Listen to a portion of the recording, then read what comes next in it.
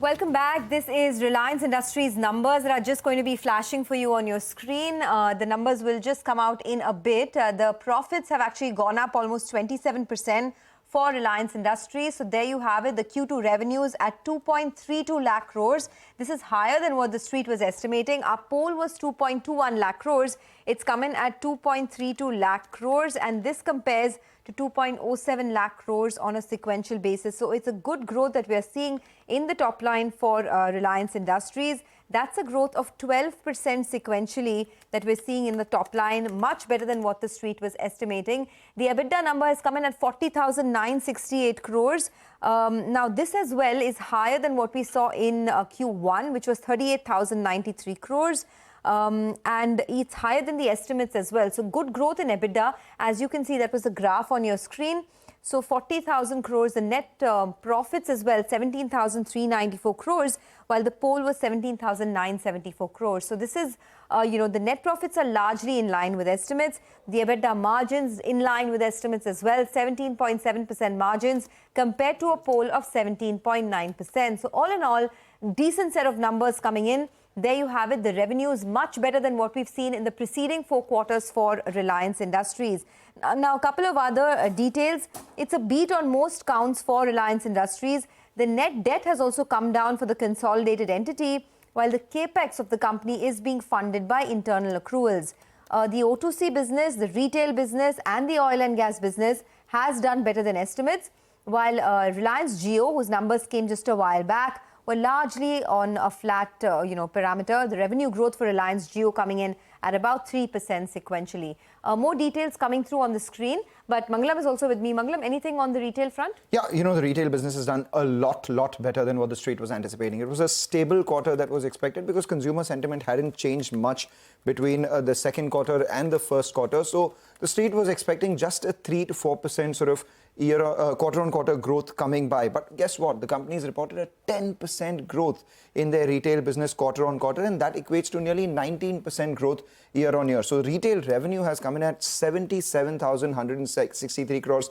As you can see, that's a record high performance in terms of a quarter for the Reliance retail business. And not just that, it's grown profitably. The EBITDA for the retail business quarter-on-quarter has jumped by around 13%. It's come in at 5,831 crores. Year-on-year, that's a jump of 32%. So that means the EBITDA margins and the revenue per quarter for Reliance Retail this time are the highest that they've ever been. And we haven't even yet spoken about the festive season demand. So, this is a stellar performance which is coming from Reliance's retail business. No one on the street was anticipating this. No other consumer company has reported such good top-line growth as well. And, it's extremely strong. Reliance Retail on its base, both quarter-on-quarter and year-on-year for revenue and EBITDA is a big beat as per street expectations, and whichever way you cut it. Okay, whichever way you cut it. So just getting back to the overall numbers, right? Better than what the street was estimating. It's a 12% sequential growth that we're seeing in Reliance Industries' consolidated revenues coming in at a little over 2.32 lakh crores, much better than what the street was estimating. The EBITDA, core EBITDA number has come in at 40,968 crores versus 38,093 crores. So that as well is higher than what the street was estimating, and the profits are up 27%. Abhijit Bora, the senior research analyst at Sharekhan, joins us now to talk more about that. Abhijit, the numbers across all parameters are slightly higher than what the street was estimating, whether it's oil to chemicals business, both telecom and the retail business have been steady. In fact, the overall EBITDA is up by almost 31%. How are you reading into these numbers, and what is your view on how the stock may shape up on Monday? So definitely both retail and digital services perform well, and they are significantly above our expectation.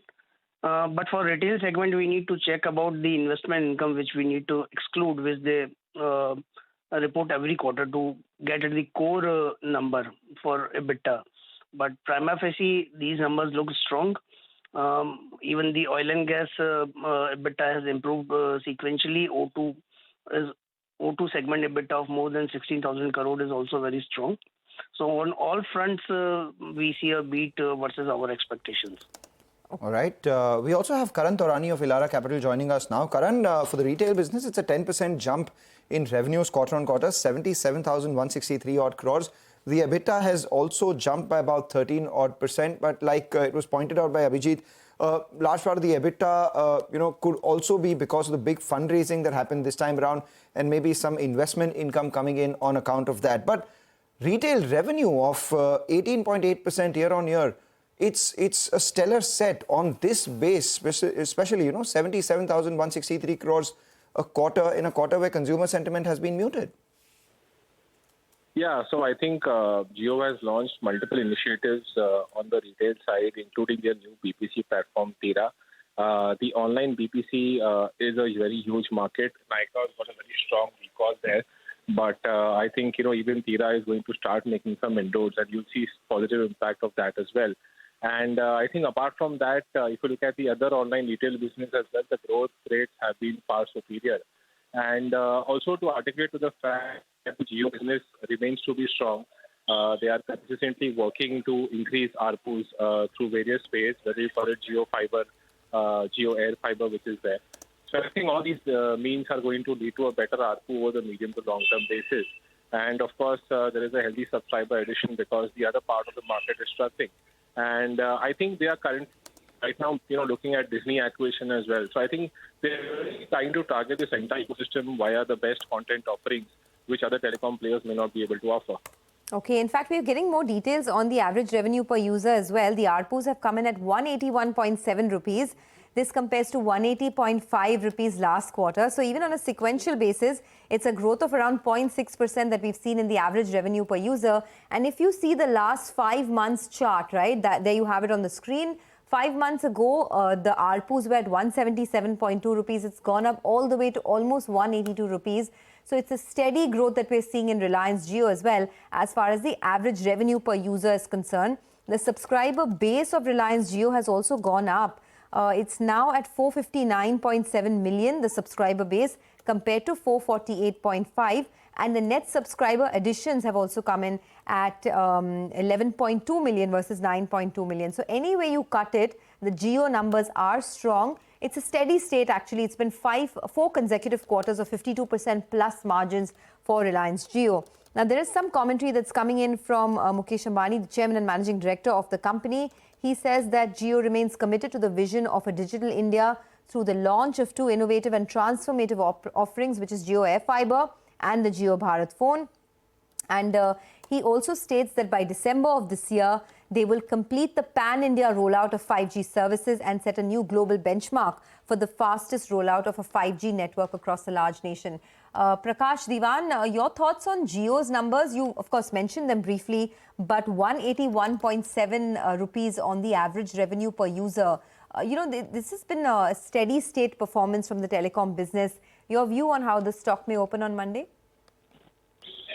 Sonia, so, the Jio numbers, the ARPU change might seem very nominal, but remember it's across a very significant increment in subscriber base, right? So that's what I was mentioning. So it would capture that 3%, 4% improvement.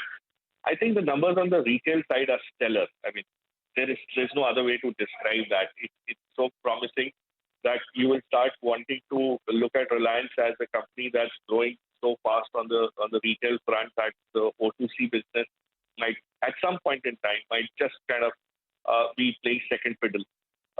The market would probably take this with both hands. That even in spite of a slow quarter, retail has done well. Jio is consolidated, improved subscriber base, and improved ARPU. So, and the stock hasn't really done too much, thanks to for the mood in the market.